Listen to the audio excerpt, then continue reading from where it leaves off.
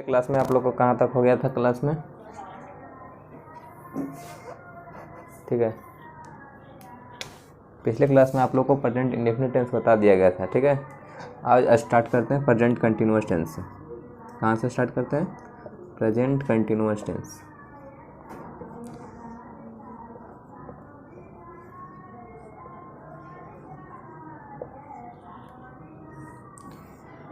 Tense कितने प्रकार के होते हैं? सबसे पहले ये जानो, टेंस कितने प्रकार के होते हैं? 3 प्रकार के। ठीक है, पहला प्रेजेंट टेंस, दूसरा पास्ट टेंस और तीसरा फ्यूचर टेंस। ठीक है, तो प्रेजेंट टेंस के कितने भेद? 4 भेद। पास्ट टेंस के कितने भेद? 4 भेद। और फ्यूचर टेंस के कितने भेद? 4 भेद। ठीक है, अगर आप प्रेजेंट जान जाते हैं तो सब जान जाइएगा धीरे धीरे। हल्का सिर्फ प्रेजेंट में थोड़ा सा परिश्रम करना पड़ेगा, उसके बाद पास्ट में आप लोग धर लीजिएगा। ठीक है, तो हम लोग प्रेजेंट इंडेफिनिट टेंस, जिसमें कि प्रेजेंट टेंस के 4 भेद होते हैं, जिसमें पहला भेद हम लोग पढ़ लिए थे पिछले क्लास में, और आज हम पढ़ने जा रहे हैं प्रेजेंट कंटिन्यूअस टेंस। ठीक है, और टेंस जब स्टार्ट किए थे उसमें आप लोग को संक्षेप में बता दिए थे शॉर्ट में, और इसके बारे में हम आज डिटेल से जानते हैं। ठीक है, स्टार्ट करते हैं। तो आप लोग वीडियो पर रेगुलर बना रहिएगा, आप लोग को कन्फर्म है कि समझ में आएगा। ठीक है, जब हम आगे तो आपको समझा के छोड़ेंगे। ठीक है, स्टार्ट करते हैं। तो प्रेजेंट कंटिन्यूअस टेंस दूसरा रूप। प्रेजेंट टेंस का कितना रूप?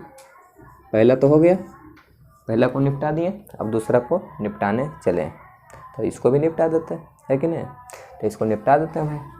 तो प्रेजेंट कंटिन्यूअस टेंस हम कैसे पहचानेंगे कि ये सेंटेंस जो मेरा है वो प्रेजेंट इंडेफिनिट का है या प्रेजेंट कंटिन्यूअस का है? ये पहचानने के लिए आप लोग को क्या है, इसका पहचानने का नियम। इसका पहचान, हम क्या हुआ ना, हम जा रहे थे मार्केट जा रहे थे तो प्रेजेंट कंटिन्यूअस टेंस एगो मिल गया। तो प्रेजेंट कंटिन्यूअस टेंस मिला तो हम उससे पूछे कि हमको ये बताइए आप कि हम आपको कैसे पहचानेंगे।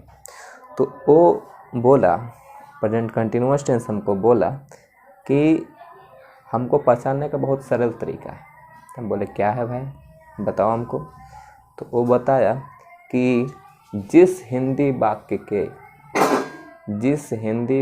के क्रिया के अंत में रहा है, रही है, रहे हैं इत्यादि लगा रहेगा तो समझ जाना कि प्रेजेंट कंटिन्यूअस है, ऐसे बोला। तो हम बोले ठीक है भाई, याद कर लेते हैं।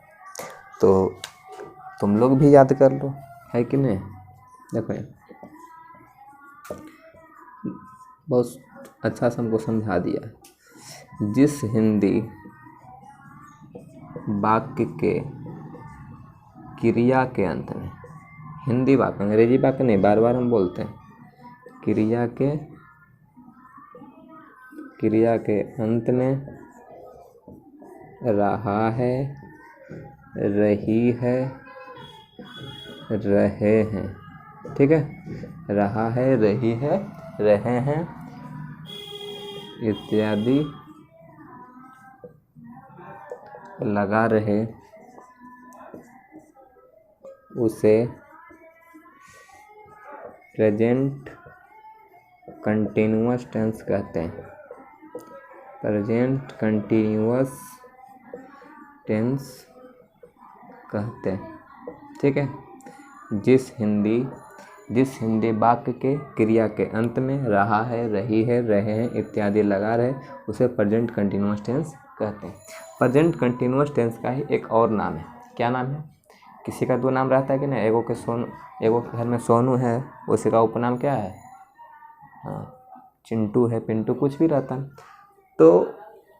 तो इसमें प्रेजेंट कंटिन्यूअस टेंस का भी दूसरा नाम है प्रेजेंट इम्परफेक्ट टेंस। ठीक है, यहाँ तक समझने में कोई परेशानी? कोई समझ? अब हम प्रेजेंट कंटिन्यूअस टेंस तो पहचानने का नियम बता दिया कि हमको कैसे पहचानोगे।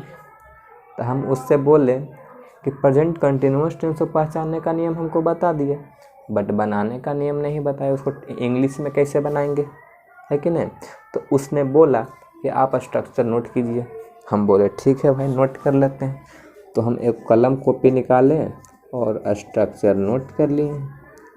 स्ट्रक्चर नोट किए तो उसने बोला, प्रेजेंट कंटिन्यूअस टेंस बोला कि सबसे पहले हमने सब्जेक्ट लगा दो।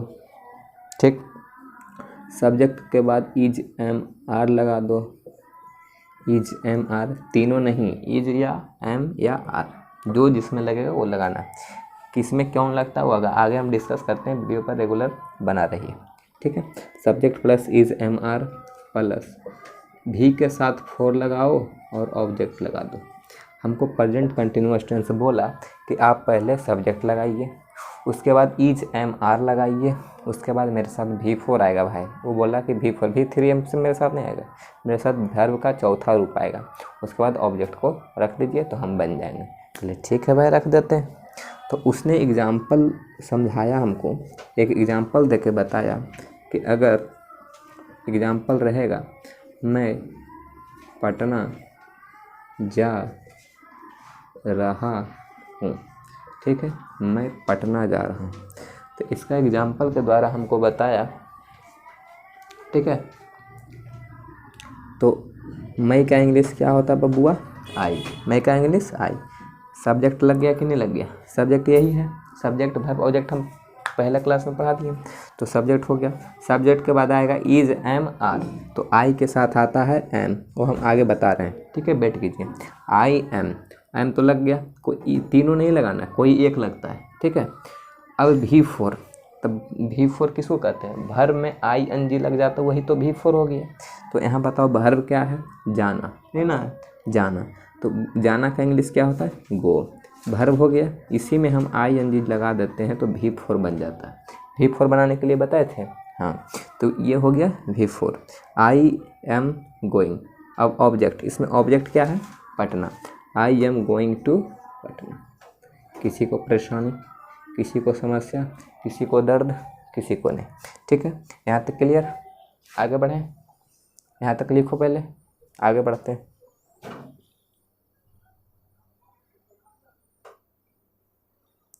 किसी को कोई दिक्कत नहीं ना, एग्जाम्पल और देते हैं, इसको मिटाएं, लिखा गया, किसी को दिक्कत नहीं ना। जिस हिंदी वाक्य क्रिया के अंत में रहा है, रही है, रहे हैं, रहेगा, तो समझ जाना कि कंटिन्यूअस हुआ है, प्रेजेंट कंटिन्यूअस है। तो प्रेजेंट कंटिन्यूअस टेंस को बनाने का नियम है, स्ट्रक्चर है। इसको किस तरह से ढालना है, सबसे पहले सब्जेक्ट को रखेंगे, उसके बाद इज एम आर को रखेंगे, उसके बाद V4 को रखेंगे, उसके बाद ऑब्जेक्ट को रख देंगे। तो हम सब्जेक्ट रख दिए, इज एम आर में एगो रख दिए, V4 रख दिए, ऑब्जेक्ट रख दिए। इसी तरह से बन जाता है प्रेजेंट कंटिन्यूअस टेंस। किसी को समझ में दिक्कत किसी को समस्या नहीं होगा बाबू, अस्थिर से कंटिन्यू बस बना रहो, तुमको हम सिखाएंगे, इसका गारंटी देते हैं, मुझ पर विश्वास रखो, टेंस क्लियर हम कराएंगे, ठीक है। एग्जाम्पल नेक्स्ट देते हैं, किसी को दिक्कत नहीं होगा, बस विश्वास। देखो दूसरा एग्जाम्पल, तुम हंस रहे हो, ये कौन सा टेंस है, सबसे पहले टेंस पहचानो, रहा है, रही है कि नहीं, कंटिन्यूअस बा है, तो कंटिन्यूअस वे के पास तो रहता है रहा है, रही। तो बताओ सब्जेक्ट, सब्जेक्ट यहाँ क्या है, यू, यू हो गया, किसी को दिक्कत, यू के साथ आता है आर, ये हम आगे डिस्कस करते हैं। इसके बाद जस्ट एग्जाम्पल के बाद हम डिस्कस करते हैं किस में आर लगेगा, किस में एम लगेगा, किस में एज लगेगा, हम डिस्कस करते हैं। थोड़ा सा वेट कीजिए, यू आर, यहाँ वर्ब क्या है, हंसना, वर्ब क्या है, हंसना, ये ना वर्ब है।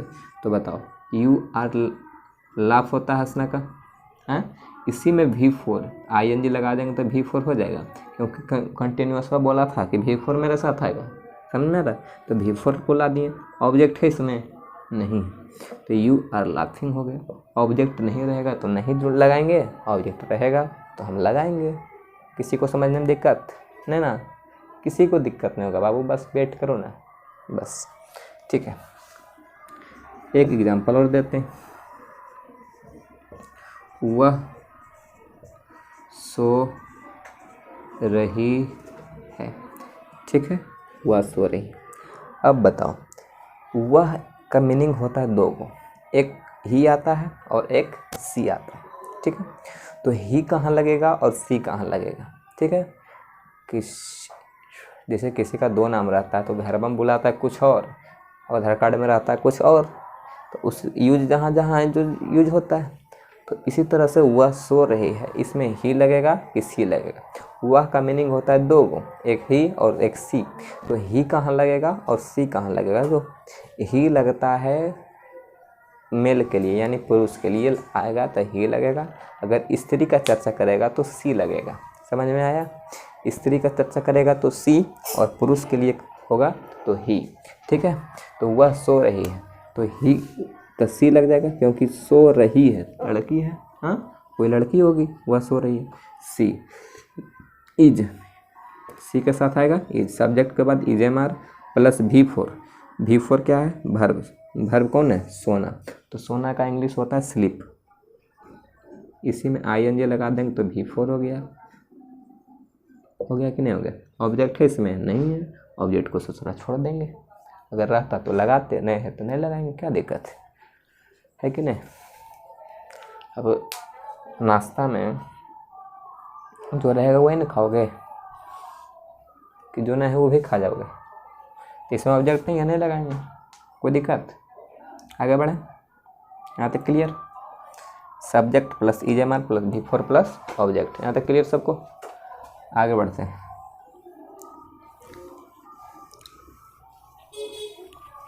देखो इज एम आर 3 गो आता है, लेकिन 3 गो का कहाँ कहाँ यूज करेंगे ये देखो। इज एम आर, ठीक है, इज एम आर। इज कहाँ लगेगा, एम कहाँ लगेगा और आर कहाँ लगेगा? तो आई के साथ एम सिर्फ आता है, ठीक है, आई के साथ एम। यू मतलब तुम, बी मतलब हम लोग, दे मतलब वे लोग, और एक मोर देन वन नेम यानी एक नाम से ज़्यादा रहेगा, मोर देन वन नेम। अगर ये चारों रहेगा तो इसके साथ आता है आर। क्या आता है? आर। आई रहेगा तो एम, यू बी दे कोई एक नाम से ज़्यादा रहेगा तो आर लगेगा। अब ही सी इट वन नेम यानी एक नाम। वन नेम का मतलब एक नाम। अगर एक नाम रहेगा तो इज और 2 नाम रहेगा तो आर। मोर देन वन नेम, अगर एक नाम से ज़्यादा रहेगा तो आर और कोई एक नाम रहेगा तो इज।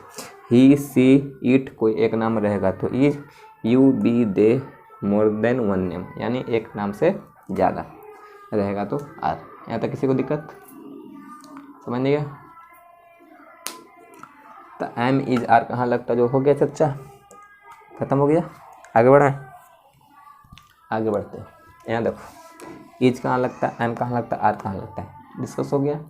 अब आते हैं, देखो यहाँ आगे बढ़ते हैं, इसको उतार लो। या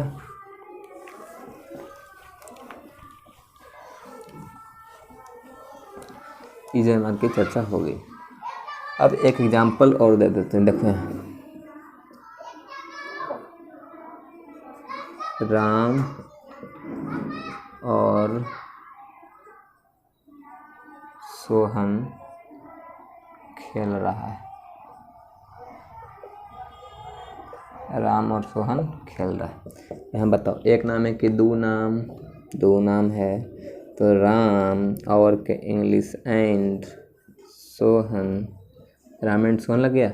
ये हो गया सब्जेक्ट। सब्जेक्ट के साथ क्या बोले थे? Is M are. यहाँ 2 नाम है तो आएगा आर, अगर एक नाम रहता तो इज। समझ में आ रहा है? तो राम एंड सोहन आर। खेलना का इंग्लिश क्या होता है? प्ले। इसके साथ आ गया V4, तो V4 में ING लग जाता है। समझने में? V4 कैसे बनता है? भी में हम जोड़ देते हैं ING तो बन जाता है V4। वर्ब समझ में आ रहा है? भी में ING जोड़ देंगे तो बन जाएगा V4। जैसे उल्टा लिखते हैं, देखो V प्लस ING हो गया, तब V प्लस ING हो जाएगा V4। जैसे में इट है, ये वर्ब हुआ, इट क्या है? वर्ब। अगर इसको V4 बनाएंगे तो इट के साथ क्या जोड़ देंगे? ING, ये हो गया V4। समझ में आ रहा है? उसके बाद नेक्स्ट एग्जाम्पल, जैसे गो भी वर्ब है, तो गो में हम ING लगा देंगे तो हो जाएगा V4, यानी वर्ब में हम ING लगा देते हैं तो क्या बन जाता है V4। उसी की तरह COM कम, कमिंग, COM ई नहीं होगा, इसमें ई हट जाता है, इसमें ING जोड़ देंगे तो हो जाएगा V4। ठीक है, यहाँ तक क्लियर। मतलब भर में कहने का सेंस हुआ कि भर में हम ING जोड़ देंगे तो क्या बन जाता है V4। किसी को दिक्कत, V4 कैसे बनता है देख लिया, और V5 कैसे बनता है डिस्कस कर दिए हैं, और अगर ज़रूरत पड़ेगा तो आगे डिस्कस फिर करें। ठीक है, V4 समझ गया, यानी भर में हम ING जोड़ देते हैं तो क्या बन जाता है V4। ठीक है, किसी को दिक्कत, यहाँ तक समझने में किसी को परेशानी नहीं ना। फिर देखो यहाँ पर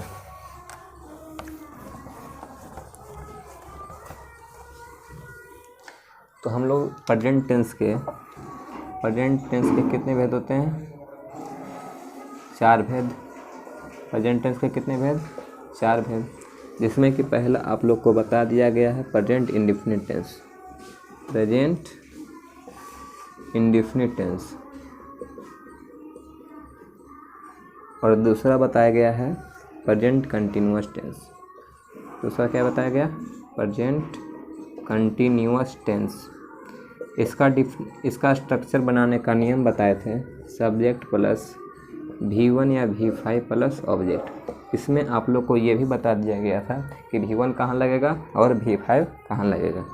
जो नहीं देखे हैं वीडियो देखने पीछे जाकर। अभी आप लोग को बता दिया गया प्रेजेंट कंटिन्यूअस टेंस में subject plus is M are, इसके साथ आता है V4 और प्लस ऑब्जेक्ट रहेगा तो लगाएंगे, नहीं रहेगा तो नहीं लगाएंगे। यहाँ तक किसी को समझने में परेशानी, ये हो गया, 2 को क्लियर हो गया, 1 और 2। अब हम नेक्स्ट वीडियो में बात करेंगे तीसरा का।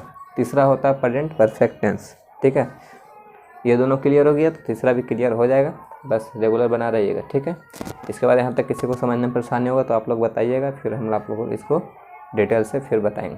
ठीक है, बाकी मिलते हैं नेक्स्ट वीडियो में। ठीक है।